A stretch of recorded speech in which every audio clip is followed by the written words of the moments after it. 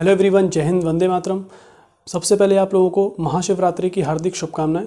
दोस्तों, आज की इस वीडियो में हम लोग रशिया यूक्रेन वॉर के बारे में बातें करेंगे और ये जानने की कोशिश करेंगे कि इस युद्ध के आखिर कारण क्या हैं, क्यों रशिया और यूक्रेन इतना आगे निकल गए हैं कि अब परमाणु बम डालने की नौबत आ गई है। रूस बार बार कह रहा है कि हम परमाणु हमला भी कर सकते हैं। तो आखिर ऐसे क्या कारण हैं कि रशिया यूक्रेन के बीच में वॉर यहाँ तक पहुँच गया। और इसके अलावा फिर हम ये जानने की कोशिश करेंगे कि भारत को यूक्रेन और रशिया में किस देश का समर्थन करना चाहिए। ठीक है, चलिए अब इस वीडियो को हम शुरू करते हैं।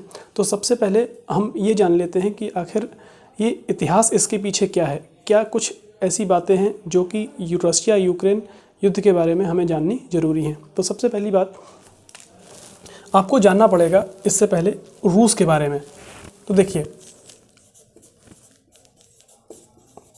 आपने सोवियत संघ का नाम सुना होगा।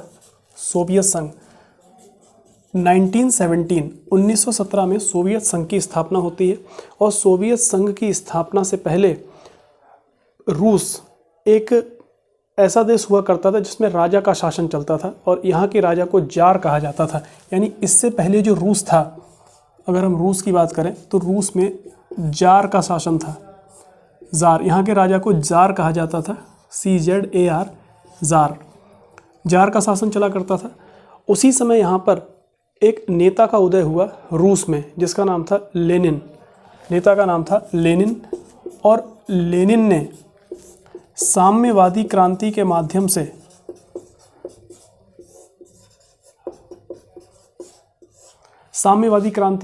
से रूस में जार के शासन को समाप्त कर दिया।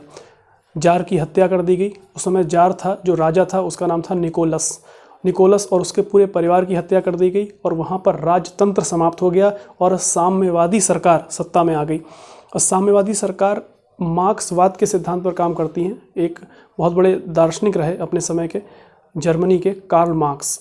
उनके विचारों को मार्क्सवाद कहा जाता है और उन्हीं विचारों को साम्यवादी विचार भी कहा जाता है। हालांकि ये एक अलग टॉपिक हो जाएगा, इस पर हम बात नहीं करेंगे। अब लेनिन ने वहाँ पर सरकार बदल दी, अब साम्यवादी सरकार आ गई। लेनिन के बारे में थोड़ी सी बात जान लीजिए। इसको रूसी क्रांति का जनक कहा जाता है। रूसी क्रांति का नेतृत्व इसी व्यक्ति ने किया था। इसने रूसी क्रांति 1917 में हुई और इसी को बोल्शेविक क्रांति के नाम से जाना जाता है। बोल्शेविक क्रांति ऐसा इसलिए क्योंकि लेनिन की पार्टी का नाम था बोल्शेविक। बोल्शेविक क्रांति के नाम से भी इसको जाना जाता है। बोल्शेविक रिवॉल्यूशन या फिर रशियन रिवॉल्यूशन, रूसी क्रांति। इस क्रांति के होने के बाद 1917 में ये क्रांति हुई। इसके बाद 1922 तक और आगे धीरे धीरे रूस ने आसपास के सभी देशों को अपने कब्जे में लेना शुरू कर दिया और एक संगठन का निर्माण किया जिसका नाम रखा गया सोवियत संघ, USSR, United Soviet socialist Republic. आप इसका नाम यहाँ पर देख सकते हैं। इसका नाम रखा यूनाइटेड सोवियत सोशलिस्ट रिपब्लिक और इसी को शॉर्ट में कहा गया USSR। इस तरह से USSR का जन्म हुआ। तो हमने देखा रशियन क्रांति से ये बात शुरू होती है, राजा का शासन समाप्त होता है और मार्क्सवादी शासन या साम्यवादी शासन की स्थापना होती है और धीरे धीरे रूस अपना विस्तार करता है और उसके बाद वो सोवियत संघ में परिवर्तित हो जाता है। ये चीज़ें ऐसे ही चलती हैं और आगे चलकर 1945 जब द्वितीय विश्व युद्ध समाप्त होता है उसके बाद एक दौर शुरू होता है कोल्ड वॉर का। और कोल्ड वॉर के ऊपर मैं पहले वीडियो बना चुका हूँ, आपको डिस्क्रिप्शन में लिंक मिल जाएगा, आप उस वीडियो को वहाँ पर देख सकते हैं कि कोल्ड वॉर आखिर था क्या। 1939 से 1945 तक वर्ल्ड वॉर सेकेंड यानी दूसरा विश्व युद्ध चलता है और इस दूसरे विश्व युद्ध के समाप्त होने पर USA और USSR, यही जो सोवियत संघ है, और USA यानी अमेरिका, आपस में अब लड़ने लगते हैं। लेकिन वो हथियारों से डायरेक्ट नहीं लड़ते बल्कि एक दूसरे के समर्थक देशों के ऊपर हमला करते हैं या फिर जुबानी जंग जिसको कहा जाता है, यानी मीडिया के माध्यम से जंग करना। ठीक, आर्म रेस को बढ़ावा देना, हथियारों की दौड़ को बढ़ावा देना। ठीक है, इस तरह की चीज़ों से आपस में कंपटीशन करने की कोशिश करते हैं। इसी को कोल्ड वॉर कहा गया था। और ये कोल्ड वॉर 45 के बाद से शुरू हुआ और 1991 तक ये चला, जब तक कि सोवियत संघ का विघटन नहीं हो गया। यानी जब सोवियत संघ का विघटन हो गया, यानी सोवियत संघ डिसॉल्व हो गया, सोवियत संघ खत्म हो गया, टूट गया, और सोवियत संघ जब टूटा तो इससे 15 देश अलग हुए, तो सोवियत संघ का विघटन, इसकी जो देखिए विघटन तो ये 89 से शुरू हो गया, 1989 से, लेकिन एक जो ऑफिशियल डेट सोवियत संघ के विघटन की है वो आप याद रखिएगा। सोवियत संघ के विघटन की जो ऑफिशियल डेट है वो है 26 दिसंबर 1991, ये ऑफिशियल डेट है, ठीक है। अब जो 15 देश सोवियत संघ से अलग हुए उसमें एक देश यूक्रेन भी था, यूक्रेन भी इससे अलग हुआ, और सोवियत संघ में जो सबसे बड़ा देश बनकर सामने आया वो था रूस, उसे सोवियत संघ का उत्तराधिकारी भी कहा जाता है। और उस समय रूस और यूक्रेन ये दो देश थे जिनके पास परमाणु हथियार थे, आपस में इन्होंने परमाणु हथियारों को बांट लिया था, ठीक। चलिए अब हम ये जानने की कोशिश करते हैं कि आखिर रूस और यूक्रेन के बीच में ये वॉर क्यों हुआ, इसके क्या कारण हैं। तो देखिए इसके कारण बहुत से हैं, हम उनको थोड़ा टुकड़ों में पढ़ेंगे। जैसे कि सबसे पहला हम देखेंगे कि ऐतिहासिक कारण। सबसे पहला है इनके बीच जो युद्ध हो रहा है इसका एक ऐतिहासिक कारण है, और ऐतिहासिक कारण क्या है वो आप लोग शायद समझ भी गए हों, नहीं तो मैं आपको बताऊं। ऐतिहासिक कारण ये है कि रूस का ये मानना है कि वो सोवियत संघ का उत्तराधिकारी है, और सोवियत संघ में पहले जितने भी देश थे दोबारा से वो देश फिर से सोवियत संघ में आ जाने चाहिए, रूस के अंडर आ जाने चाहिए, या तो वो रूस के अंडर में आ जाए या फिर रूस की बात को वो माने, ये फ़र्क है। तो ऐतिहासिक कारण में अगर आप कहो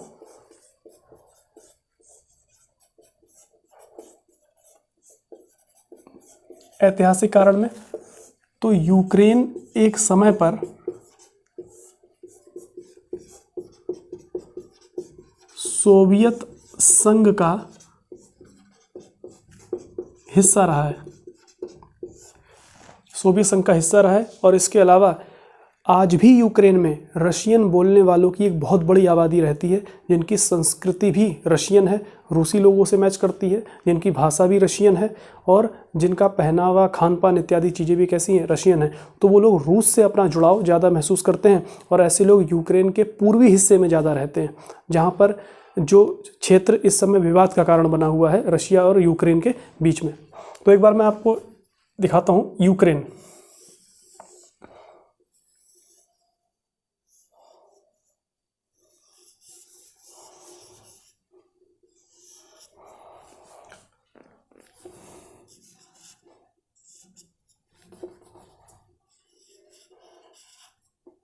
ये देखिए ये यूक्रेन है, आप मैप में इसको देख भी सकते हैं, ये यूक्रेन है।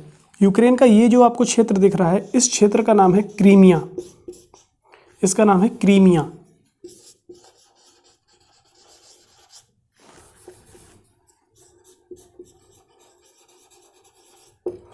क्रीमिया ये वाला जो क्षेत्र है जो कि इस समय विवाद का कारण बना हुआ है, इस क्षेत्र का नाम है, इस हिस्से का नाम है डोनबास रीजन, इसको डोनबास कहते हैं, डोनबास रीजन। और यहाँ पर दो ऐसे क्षेत्र हैं जो विवाद का कारण बन गए हैं, वो मैं आपको अभी आगे बताऊंगा जब हमारे और कारण आएंगे। ऐतिहासिक कारण में हम देखें तो ऐतिहासिक कारण क्या हुआ कि यूक्रेन पहले रशिया, क्योंकि यहाँ पर अब पूरा जो आपको दिखेगा ये सब क्या है, इधर ये पूरा रूस है, इस तरफ पूरा रशिया है। ये पहले यूक्रेन रशिया का ही हिस्सा हुआ करता था, यानी सोवियत संघ का हिस्सा होता था। और इस वाले क्षेत्र में जो लोग रहते हैं, ये जो डोनबास रीजन मैंने आपको दिखाया, इस डोनबास रीजन में रहने वाले लोग जो हैं वो रशिया से ज़्यादा जुड़ाव महसूस करते हैं। ऐसा ही था यहाँ पर क्रीमिया में, ये वाला क्षेत्र, ये भी रशियन लोगों की यहाँ पर पॉपुलेशन ज़्यादा है, रशियन बोलने वाले लोग ज़्यादा रहते हैं। इसको तो 2014 में रूस ने अपने अंडर में ले भी लिया, क्रीमिया पर हमला करके 2014 में। उसके बाद से ही रूस को G8 से बाहर कर दिया गया था, और फिर वो G7 संस्था बन गई। अब पहले क्या थी, G8, तो रशिया को बाहर किया 2014 में। तो ये हो गया ऐतिहासिक कारण कि क्यों यूक्रेन को लेना चाहता है रशिया। इसके बाद एक कारण है भौगोलिक कारण, वो भौगोलिक कारण भी आपको यहीं पर दिख जाएगा, इसी चित्र के माध्यम से हम समझेंगे। भौगोलिक कारण, भौगोलिक कारण यह है कि इन दोनों की, यूक्रेन की और इस रूस की सीमा आपस में एक दूसरे से लगती है। दूसरा,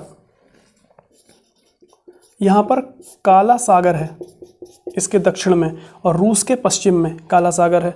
तो दोनों के जहाज या फिर इनके चाहे व्यापारिक जहाज हों चाहे सैन्य जहाज हों, इस क्षेत्र में भी आपस में टकराते हैं। तो काला सागर भी दोनों के बीच में कॉमन है। इसके अलावा इस तरफ इसके देश है बेलारूस, जो कि रूस का मित्र देश है और जिसकी यूक्रेन से नहीं बनती। ठीक है, ये भौगोलिक कारण है, यानी भौगोलिक रूप से भी यूक्रेन रशिया के बिल्कुल पास में है। बहुत ज़्यादा लंबा बॉर्डर इससे ये बनाता है और साथ में एक सागर को भी साझा करता है जिसका नाम है काला सागर। इसके अलावा इस विवाद का एक कारण आर्थिक भी है। उस एंगल को भी आपको देखना पड़ेगा कि आर्थिक कारण आखिर क्या है। तो देखिए, आर्थिक कारण ये है कि जो अभी मैंने आपको बताया डोनबास क्षेत्र, इकोनॉमिकल रीजन की अगर हम बात करें क्या है, ये जो डोनबास क्षेत्र है, डोनबास रीजन, इस डोनबास रीजन में बहुत बड़ी मात्रा में कोयले के भंडार हैं, यानी कोल डिपॉजिट्स बहुत बड़ी मात्रा में, बहुत बड़ा कोयला भंडार है। इसके अलावा यहाँ पर ऑयल और गैस के भी भंडार हैं, तेल और गैस के भी बड़े भंडार हैं। तो यूक्रेन के कंट्रोल में ये चीज़ें रहनी चाहिए क्योंकि यूक्रेन का हिस्सा है, लेकिन रशिया भी इस पर अपना कंट्रोल रखना चाहता है।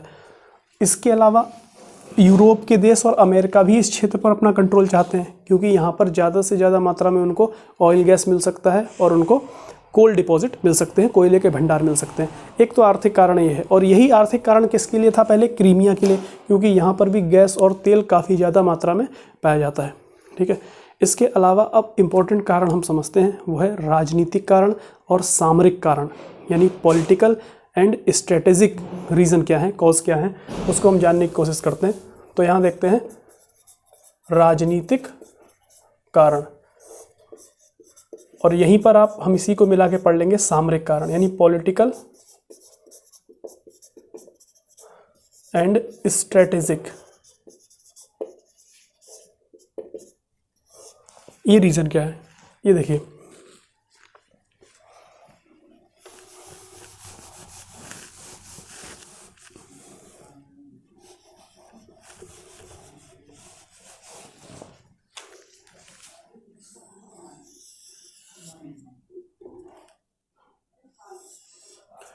देखिए पॉलिटिकल रीज़न की अगर बात करें तो रीज़न क्या है, यहाँ पर देखिए, एक संस्था का नाम आप लोगों ने सुना होगा, एक संगठन है नाटो, इसको नेटो भी कहते हैं, नेटो। इसका पूरा नाम है नॉर्थ अटलांटिक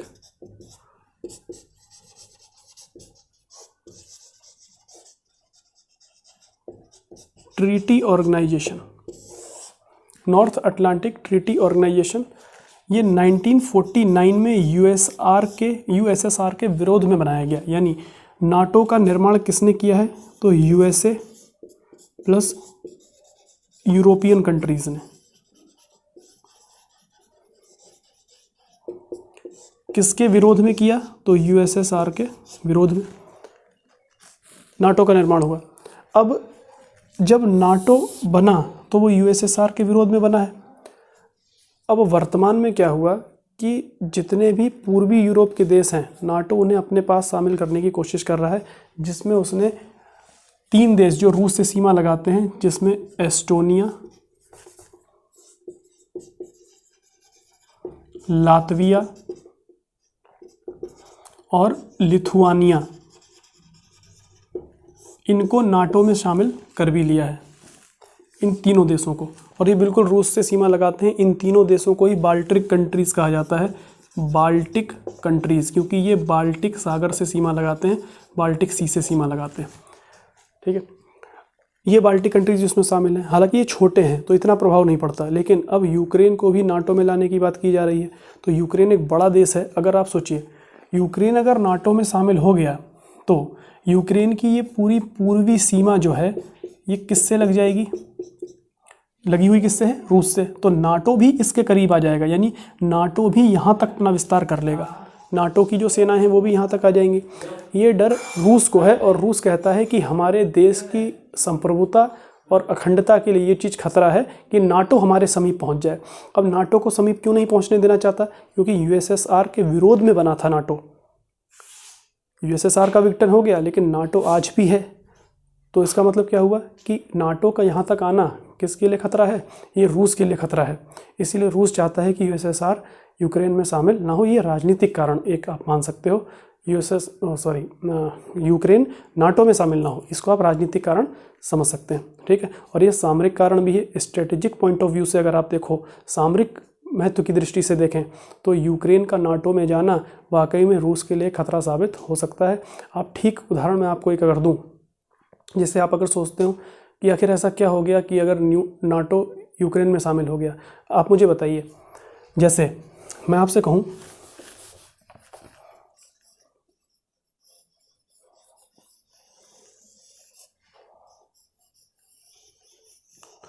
मैं आपसे कहता हूँ ये इंडिया है और ये देश आपको क्या दिख रहा है? बांग्लादेश। और इधर हमारे पास देश कौन है? चाइना।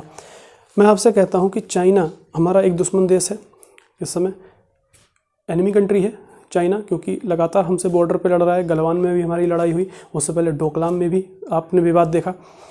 अगर बांग्लादेश में अपना एक सैनिक अड्डा चाइना खोल दे, ये बांग्लादेश है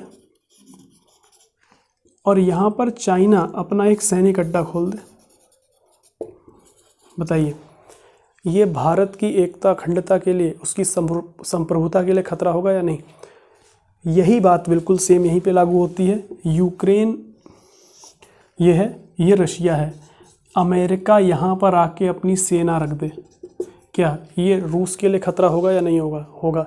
इसीलिए रूस को इतना बड़ा अटैक यूक्रेन के ऊपर करना पड़ा, ताकि वो पश्चिमी देशों को ये दिखा सके कि हाँ, अगर हमारे निकट आने की कोशिश की गई तो हम ये सब भी कर सकते हैं। हालांकि उसने अभी बहुत सारे विकल्प छोड़ रखे हैं और 5 दिन युद्ध को होते हुए हो गए, ऐसी कोई उसको बड़ी सफलता नहीं मिली है। लेकिन रूस का ये कहना है कि नागरिकों की जान ना जाए यूक्रेन के, इसीलिए हमने ऐसा किया है, नहीं तो हम युद्ध तो यहाँ 1 दिन में भी जीत सकते थे। खैर ये अब बहस का विषय है कि युद्ध 1 दिन में जीता जा सकता था कि नहीं, क्योंकि इस समय यूक्रेन की मदद काफ़ी देश कर रहे हैं, तो इतना आसान भी नहीं होगा रूस के लिए इसको जीतना, ठीक है। लेकिन मैंने आपको एक उदाहरण दिया कि नाटो के यहाँ आने से क्या परेशानी है। परेशानी क्या है? वही परेशानी है जो चाइना बांग्लादेश में अपना कोई भी एक सैन्य अड्डा खोल दे, या चाइना नेपाल में अपना सैन्य अड्डा खोल दे, तो ये परेशानी है, ठीक है।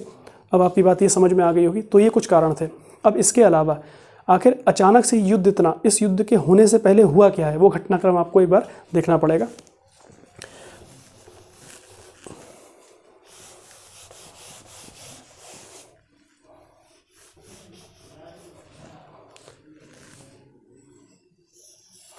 देखिए अभी तक हम इस वाले क्षेत्र की बात कर रहे थे, ये वाला, इसको डोनबास क्षेत्र कहते हैं, डोनबास रीजन। अब यहाँ पर हुआ क्या, 21 फरवरी 2022 को व्लादिमीर पुतिन ने एक काम किया। क्या? ये डोनबास रीजन में एक अलगाववादी संगठन काम करता है जो इस हिस्से को रूस में मिलाने की कोशिश करता है, या फिर वो ये कहता है हमें अलग देश की मान्यता दे दी जाए।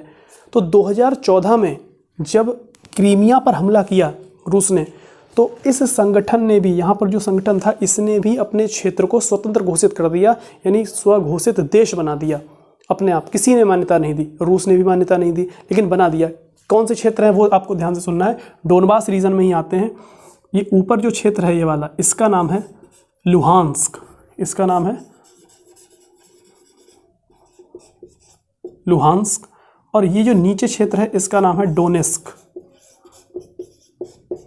ये 2 क्षेत्र हैं। इन दोनों ने अपनी स्वतंत्रता 2014 में घोषित कर दी थी और अपने आप को देश घोषित कर दिया था। अब व्लादिमीर पुतिन ने 2022 में बस इतना सा किया है कि उन्होंने ये जो 2014 में खुद को स्वतंत्र देश घोषित किया, व्लादिमीर पुतिन ने उसको मान्यता दे दी और मान लिया कि हाँ, लुहांस्क और डोनेस्क जो हैं वो एक स्वतंत्र देश हैं, दोनों अलग अलग स्वतंत्र देश हैं। और इसने अपना नाम रख लिया था लुहांस्क पीपुल्स रिपब्लिक, जिसको आप कहेंगे LPR, और इसने अपना नाम रख लिया था डोनेस्क पीपुल्स रिपब्लिक, जिसको आप कहेंगे DPR। इन दोनों को मान्यता दे दी रशियन प्रेसिडेंट व्लादिमीर पुतिन ने। यहाँ से अब विवाद खड़ा हुआ, जिसका विरोध यूक्रेन ने भी किया। उसके बाद रूस ने यूक्रेन पर बमबारी करना शुरू की और इसी क्षेत्र में प्रवेश कर गया, इसी वाले क्षेत्र में, ये जो आपको क्षेत्र दिख रहा है डोनेस्क का, और यहाँ से प्रवेश करता हुआ आगे पहुँचा। और यहाँ पर जहाँ बमबारी हो रही है, आप नाम सुन रहे हैं, अभी एक भारतीय छात्र की मृत्यु भी हुई, खार्किव, ये जगह है यहाँ पर। इसको जैसे ही आप पार करेंगे यहाँ पर आपको दिखेगा खार्किव। इस खार्किव में भारतीय छात्र की अभी मृत्यु हुई एक बम विस्फोट में। तो यहाँ तक ये सेना पहुँच चुकी। इसके अलावा ये बेलारूस की तरफ से भी हमला कर रहे हैं और यहाँ पर इनकी राजधानी है कीव। इसको चारों तरफ से घेरने का प्रयास रशियन आर्मी कर रही है, कीव का। और यहाँ से एक नदी गुजरती है, ये आपको नदी याद रखनी हो तो आप रख सकते हैं। इसका नाम है नीपर नदी, Dnieper, DNIPER, Dnieper, D silent है, नीपर नदी उसको कहा जाता है। यूक्रेन की प्रमुख नदी है, रूस से आती है और बेलारूस होते हुए यूक्रेन में आती है और यूक्रेन के बाद काला सागर में जाके गिर जाती है। ठीक है, तो देखिए इसको मिटा देता हूँ मैं, इसकी ज़रूरत हमको नहीं है यहाँ पे। ठीक है, चलिए, तो आपको ये चीज़ें इतनी समझ में आ गई होंगी। अब LPR और DPR को मान्यता जब रूस ने दी, तो रूस के अलावा किन किन देशों ने मान्यता दी वो देखिए। सबसे पहले मान्यता रशिया ने दी। रशिया के बाद ये मान्यता प्रेसिडेंट सीरिया के यानी सीरिया ने दी। इसके अलावा इस देश को मान्यता निकारागुआ ने दी। निकारागुआ एक देश है। और इसके अलावा मान्यता बेलारूस ने दी है। और बेलारूस इस समय रशिया के साथ ही खुलकर है, उसने अपनी ज़मीन दे रखी है, उधर से होते हुए ही सेना प्रवेश कर रही है इस वाले क्षेत्र में। और यहाँ पर तो प्रवेश करने का सवाल बनता ही नहीं, ये तो इन्होंने अलग देश की मान्यता दी, तो यहाँ के जो अलगाववादी संगठन है वही मदद कर रहे हैं रशियन आर्मी की। यहाँ पर इस वाले क्षेत्र में ये अलगाववादी संगठन है, इन्होंने अपने आप को 2014 में ही स्वतंत्र घोषित किया था, लेकिन किसी ने मान्यता नहीं दी। उस समय रशिया ने बड़े आराम से क्रीमिया को अपने कब्जे में लिया और बात खत्म हो गई। ठीक, तो आपने लुहांस्क के बारे में जान लिया, आपने डोनेस्क के बारे में जान लिया। अब एक चीज़ के बारे में हम लोग और जानते हैं, जिसका नाम है मिन्स्क समझौता, मिन्स्क प्रोटोकॉल या फिर मिन्स्क एग्रीमेंट। आखिर ये क्या है?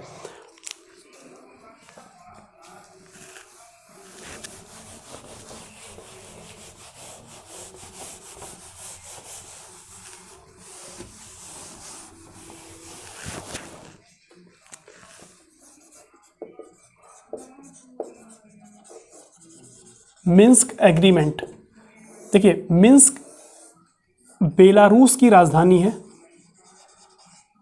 और 2014 और 15 में मिन्स्क में 2 एग्रीमेंट हुए, जिसको मिन्स्क फर्स्ट और मिन्स्क सेकंड कहा जाता है। हम एक ही में इनको ऐड करके पढ़ेंगे। आखिर इनमें हुआ क्या? इनमें ये हुआ था कि जो यूक्रेन की आर्मी थी, यहाँ यूक्रेन की आर्मी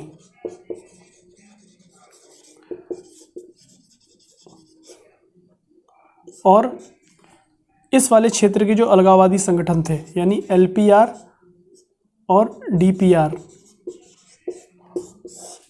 इनके बीच में ये समझौता हुआ कि एक दूसरे पर हम लोग हमला नहीं करेंगे। और इसके अलावा यूक्रेन की जो गवर्नमेंट है वो इस वाले क्षेत्र में, जो ये अलगाववादी क्षेत्र है, यहाँ पर फ्री एंड फेयर इलेक्शन यानी निष्पक्ष चुनाव कराएगी। अपनी सरकार अपनी तरफ से कराएगी फेयर इलेक्शन यानी बिल्कुल निष्पक्ष चुनाव कि कौन यहाँ पर सरकार चलाएगा। और यहाँ के लोगों को स्वायत्तता, ऑटोनॉमी प्रदान की जाएगी कि वो लोग अपनी सरकार चला सकें। ये वादा किया था इस एग्रीमेंट में यूक्रेन ने, लेकिन 2022 आ गया, अभी तक यहाँ पर ऐसा कुछ नहीं हुआ। उसका कारण है यूक्रेन की जनता का दबाव, क्योंकि यूक्रेन की जनता ऐसा नहीं चाहती कि इस क्षेत्र में इस तरह के चुनाव कराए जाएं और इनको ऑटोनॉमी दी जाए, नहीं तो ये जो हिस्सा है वो यहाँ से कट जाएगा। बिल्कुल सेम बात समझिए जैसे जम्मू कश्मीर के अंदर अलग से शासन, उनको ऑटोनॉमी दी जाए, ये बात भारत की जनता नहीं चाहती। क्यों? नहीं तो वो अलगाव महसूस करेंगे भारत की जनता और कश्मीर वाले लोग, और धीरे धीरे वो हिस्सा हमसे अलग होता चला जाएगा। यही डर यूक्रेन के प्रेसिडेंट को भी था, इसलिए यहाँ पर जो उन्होंने 2014 में एग्रीमेंट में कहा उस चीज़ को पूरा नहीं किया। और इसमें ये भी था कि हम रशियन आर्मी जो है वो इन लोगों को सपोर्ट नहीं करेगी यहाँ हमला करने के लिए, लेकिन रशिया रशिया जबकि उस समय उसने साइन किए, पार्टी था इस एग्रीमेंट में, लेकिन अब वो इस बात से मना कर रहा है और उसका कहना है कि यूक्रेन ने ही अपने वादे पूरे नहीं किए तो हम अपनी बात से हम भी पीछे हट रहे हैं, ये रशिया का कहना है। तो मिन्स्क एग्रीमेंट टूट गया, जिसकी बार बार बात आ रही है कि मिन्स्क एग्रीमेंट को तोड़ा है यूक्रेन ने, यूक्रेन कहता है इसको तोड़ा है रशिया ने। ठीक है, तो ये मिन्स्क एग्रीमेंट था, इसमें और कोई बात नहीं, बस इतनी सी बात थी। यूक्रेन कह रहा था कि हम यहाँ पर स्वायत्तता प्रदान करेंगे, चुनाव करवाएंगे, लेकिन अब तक नहीं करवाए। और जो रशियन आर्मी थी, जो LPR DPR के लोग थे, उनसे कहा गया था आप यहाँ पर हमला नहीं करेंगे, यूक्रेन की आर्मी और हमारे बीच में कोई भी झगड़ा नहीं होगा। लेकिन पूरा समझौता टूट चुका है, आज तो रशिया ही बम बरसा रहा है यूक्रेन के अंदर। ठीक है, और बहुत ही भयानक युद्ध हो चुका है, 5 दिन हो गए हैं, अब तक इसका कोई रिजल्ट निकला नहीं है। अब हम बात कर लेते हैं अंतिम, अभी जो कल की न्यूज़ है कि दोनों के बीच में बैठक हुई बेलारूस में और इसमें एक समझौता किया गया कि हम एक दूसरे पर हमला नहीं करेंगे। उसके लिए रूस ने 3 शर्तें रखी हैं, वो 3 शर्तें आप जान लीजिए, 3 कंडीशंस वो क्या हैं। पहली चीज़, रूस ने बोला है कि हम हमला कब रोकेंगे या फिर हम कब बात करने के लिए राजी हैं, वो 3 शर्तें देखिए। पहली शर्त उसने कही है कि यूक्रेन जो है वो निष्पक्ष रहेगा। सीधा कहने का मतलब है कि यूक्रेन नाटो में शामिल नहीं होगा। सबसे पहली चीज़ है यूक्रेन नाटो में शामिल नहीं होगा, पहली चीज़ इसमें यही बोलेगी कि यूक्रेन नाटो में शामिल नहीं होगा। इसके अलावा रशिया कह रहा है कि यूक्रेन को अपना विसैन्यीकरण यानी डीमिलिटराइजेशन करना होगा। डीमिलिटराइजेशन,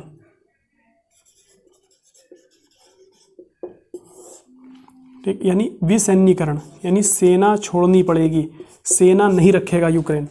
दूसरी बात इन लोगों की ये कहना है, ये 2 शर्तें। और तीसरी शर्त इसमें ये कही गई, यूक्रेन क्रीमिया को मान्यता देगा, यूक्रेन क्रीमिया को मान्यता देगा। ये 3 बातें कही हैं, जिसमें नाटो में शामिल नहीं होगा, यूक्रेन ये भी मान सकता है।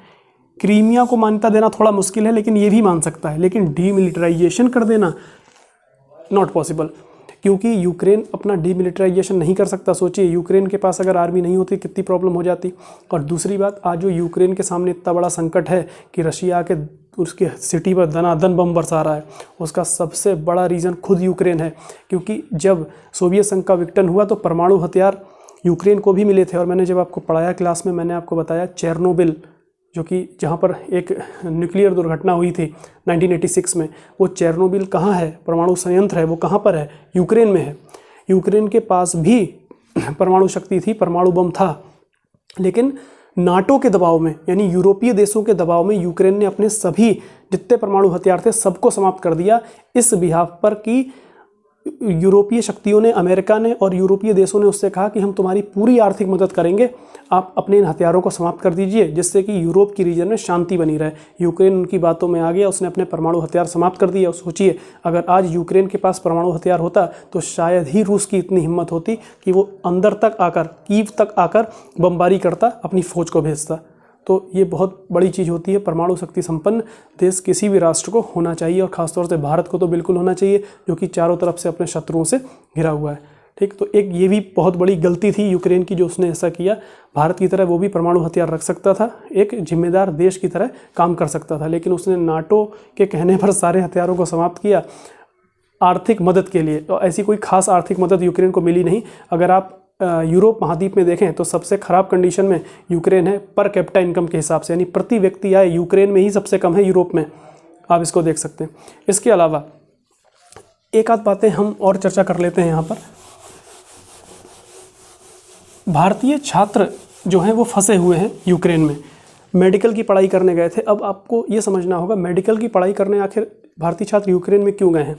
तो सबसे पहला रीज़न ये है कि मेडिकल स्टडी के लिए यूक्रेन क्यों गए। नंबर 1, यूक्रेन में जो मेडिकल स्टडी है वो बहुत हायर लेवल की होती, अच्छी होती है। वहाँ के कॉलेजेस काफ़ी अच्छे माने जाते हैं मेडिकल स्टडी के लिए। नंबर 1 रीज़न तो ये हो गया कि वहाँ पर अच्छे मेडिकल कॉलेज हैं, और ऐसा नहीं कि वो भारत में अच्छे नहीं हैं, लेकिन दूसरी बात यह है कि वहाँ पर जो मेडिकल कॉलेज हैं चीप, मतलब बहुत सस्ते हैं। चीप सब इस्तेमाल मत कीजिए, मतलब बहुत सस्ते हैं, फ़ीस बहुत कम है। ठीक, जो फ़ीस है वो काफ़ी कम है इंडिया के कंपैरिजन में। इंडिया में फ़ीस बहुत ज़्यादा है।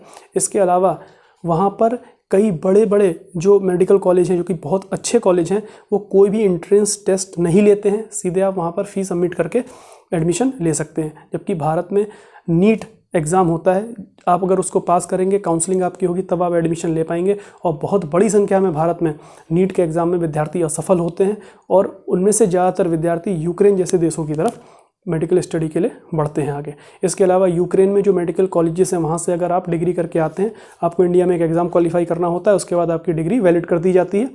जो हमारी भारत सरकार है, उसने भी यूक्रेन की मेडिकल डिग्री को मान्यता दे रखी है। तो ये कारण है कि वहाँ पर भारतीय लोग जाते हैं स्टडी करने के लिए फर्दर। तो हमें चाहिए, भारत सरकार को चाहिए कि प्राइवेट सेक्टर को भी मेडिकल फील्ड में आगे बढ़ने देना होगा और फीस को थोड़ा कम रखना होगा, जिससे कि ज़्यादातर विद्यार्थी यहाँ पर अपनी मेडिकल की पढ़ाई पूरी कर सकें। ठीक, तो एक कारण हो गया। इसके अलावा हमारे पास अंतिम बात कि अब भारत को इस चीज़ में किसका समर्थन करना चाहिए। अभी तक आप देख रहे हैं भारत ने कोई भी कड़ा विरोध रूस का नहीं किया है। बार बार भारत अपने एक स्टैंड पर कायम है कि शांतिपूर्ण तरीके से इस विवाद को सुलझाना होगा, लेकिन 5 दिन हो चुके हैं, युद्ध हो रहा है, शांतिपूर्ण तरीके का इस्तेमाल नहीं हो रहा है। तो आखिर अब भारत रशिया का विरोध कर क्यों नहीं रहा है और भारत को आखिर करना क्या चाहिए, तो वो देखिए, इस चीज़ को भी समझ लेते हैं। देखिए, इंडिया है, एक तरफ यूक्रेन है और एक तरफ रशिया है। सबसे पहले हम ये देख लेते हैं, हम रूस का इतना समर्थन कर क्यों रहे हैं, यानी उसका विरोध क्यों नहीं कर रहे हैं। अभी वोटिंग हुई यूनाइटेड नेशंस में, असेंबली में, वहाँ पर भी भारत ने वोटिंग में हिस्सा नहीं लिया, अब्सटेन कर दिया। अब्सटेन करने का मतलब होता है वोट डालने नहीं जाना। वोट डालने भारत नहीं गया, लेकिन अपना एक स्टेटमेंट जारी किया कि विवाद का जो हल है वो शांतिपूर्ण तरीके से हो जाना चाहिए। तो देखिए, कारण है 1971 वॉर में इंडिया पाकिस्तान, रसिया ने हमारी मदद की, यहाँ तक कि अमेरिका उस समय पाकिस्तान के साथ था, रशिया हमारे साथ आया, यानी यूएसएसआर उस समय था, वो हमारे साथ आया। उसने हमारी इस युद्ध में काफ़ी ज़्यादा मदद की, हमें बहुत ज़्यादा हथियार भी प्रोवाइड करवाए और अलग तरह से भी काफ़ी मदद की। अमेरिका पर प्रेशर डालने में भी मदद की। यूएनएससी में, यूनाइटेड नेशंस सिक्योरिटी काउंसिल, सुरक्षा परिषद में हमारे लिए वीटो भी किया ताकि और देश मिलकर हम पर हमला ना कर दें। दूसरा, 1974 में जब ऑपरेशन स्माइलिंग बुद्धा, इंदिरा गांधी ने ऑपरेशन स्माइलिंग बुद्धा चलाया, यानी परमाणु बम का विस्फोट किया था, जिसको शांतिपूर्ण तरीके से परमाणु विस्फोट कहा गया, स्माइलिंग बुद्धा। उस समय भी हमारे ऊपर कई देशों ने सैंक्शन लगाए, प्रतिबंध लगाए, जिसमें अमेरिका नंबर 1 था, उसने हमारे ऊपर प्रतिबंध लगाए, लेकिन रशिया ने उसको वीटो किया यूएनएससी में, यानी हमारा साथ दिया और हमारे द्वारा किए गए परमाणु विस्फोट को बिल्कुल सही बताया कि भारत को अपनी रक्षा के लिए ऐसा करने का अधिकार है। इसके अलावा 1999 के कारगिल वॉर में भी हमारा साथ दिया। इसके अलावा 1998 में हमने जो 2 परमाणु बम विस्फोट किए, 2 न्यूक्लियर टेस्ट हमने जो किए एक के बाद एक, जब अटल बिहारी वाजपेयी की सरकार थी तब भी यूएसए ने हमारे ऊपर सैंक्शन लगाया, लेकिन तब भी रशिया ने हमको सपोर्ट किया था और यूएनएससी में हमारे लिए वीटो भी किया था। तो रशिया हमारा बहुत साथ देता है। इसके अलावा हमारी सेना में लगभग 60 से 70% जो वेपन्स हैं वो रशिया से ही आते हैं। इसके अलावा रशिया के साथ मिलकर हम अंतरिक्ष मिशन पर भी काम कर रहे हैं, जिसको गगनयान, जिसमें हम पहला भारतीय अंतरिक्ष मिशन होगा, जिसमें हम भारतीयों को भेजेंगे अंतरिक्ष में। उस पर भी रशिया और इंडिया मिलकर काम कर रहे हैं। इसके अलावा और भी बहुत सी चीज़ें हैं। इसके अलावा आपने ब्रह्मोस मिसाइल का नाम सुना होगा, ब्रह्मोस, ये भी इंडिया और रशिया ने मिलकर ही बनाई है। और इस तरह के बहुत से काम इंडिया रशिया मिलकर कर रहे हैं। और हमारा एक बहुत ही टाइम टेस्टेड फ्रेंड है रशिया, जो कि हमेशा हमारे साथ रहा है। यूएसए हमारे साथ इतना नहीं रहा, हालांकि इस समय यूएसए हमारा अच्छा मित्र है, लेकिन पहले यूएसए पाकिस्तान के समर्थन में ज़्यादा था और चाइना के समर्थन में ज़्यादा था, हमारे समर्थन में कम था। बट अब यूएसए को हमारी नीड है, क्योंकि अब वो चाइना से उसका कंपटीशन है, चाइना से उसकी लड़ाई चलती है। तो अब उसे इंडिया एक ऐसा पार्टनर दिखता है जो कि उसकी इंडियन ओशियन में, हिंद महासागर में, दक्षिणी चीन सागर में हेल्प कर सकता है अगेंस्ट चाइना। ठीक है, अब यूक्रेन के बारे में हम देख लेते हैं। आखिर यूक्रेन का इतना ज़्यादा समर्थन हम कर क्यों नहीं रहे हैं। देखिए, नो डाउट कि वहाँ पर बहुत ज़्यादा कैजुअलिटीज़ हुई हैं, ह्यूमन राइट्स का भी काफ़ी उल्लंघन हुआ है, काफ़ी नागरिक मारे वहाँ पर गए हैं, बहुत सारे नागरिक मर गए हैं। लेकिन ह्यूमैनिटेरियन ग्राउंड पर अगर देखें तो इंडिया को उनकी मदद करनी चाहिए, लेकिन इंडिया इतनी खुल के मदद क्यों नहीं कर रहा उसको आपको जानना होगा। क्योंकि पहली चीज़, यूक्रेन ने यूएनएससी में कई बार हमारे अगेंस्ट में वोट डाला है, यानी हम परमानेंट मेंबर बनना चाहते हैं यूएनएससी के, लेकिन यूक्रेन ने हमारे फेवर में वोट नहीं डाला, यानी हमारे अगेंस्ट रहा है। इसके अलावा वो पाकिस्तान के समर्थन में रहा है और पाकिस्तान को उसने वेपन्स भी सप्लाई किए हैं, ठीक, वेपन्स की सप्लाई भी पाकिस्तान को की है। और यूक्रेन से हमारे जो संबंध हैं वो उस स्तर के नहीं है जैसे कि हमारे साथ रसिया के संबंध है, और ना ही इस देश ने हमारा कभी इतना बड़ा साथ ना तो यूएनओ में दिया, ना वैश्विक स्तर पर किसी चीज़ में दिया है। इस कारण से रशिया के अगेंस्ट स्टैंड लेने में भारत थोड़ा सा पीछे हट रहा है, नहीं ले रहा है स्टैंड, और बस उसका बार बार यही कहना है कि ह्यूमैनिटेरियन ग्राउंड पर हम यूक्रेन की मदद करने के लिए तैयार हैं। और अभी खैर भारत ने एक ऑपरेशन चलाया है, ऑपरेशन गंगा।